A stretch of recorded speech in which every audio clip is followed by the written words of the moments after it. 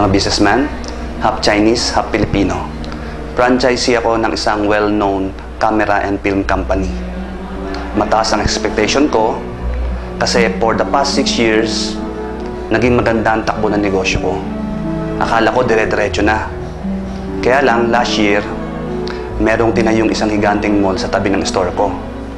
Tama pala sabi ng papa ko, mataas ang risk sa traditional business. Ayun, nilamon ng big business yung small business ko. Pero, as a Chinese, sabi ng papa ko, magdagdag daw ako ng panibagong business. Kaya lang sa panahon ngayon, mahirap mag-start uli eh.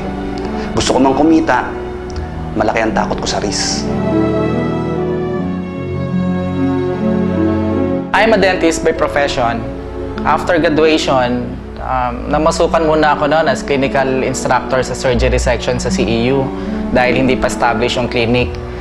And then after mga 3 years, namasukan naman ako sa isang dental trading company kung saan ang trabaho ko noon, wala akong ginawa nung kundi magbiyahe abroad, international, domestic. Mga almost 10 years kong ginagawa yon. So nag-enjoy talaga ako ng gusto.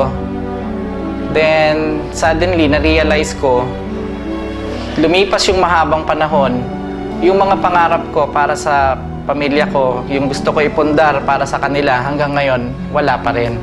And I'm not getting any younger. Kung hindi ako kikilos ngayon, paano yung mga pinapangarap ko ipundar para sa kanila?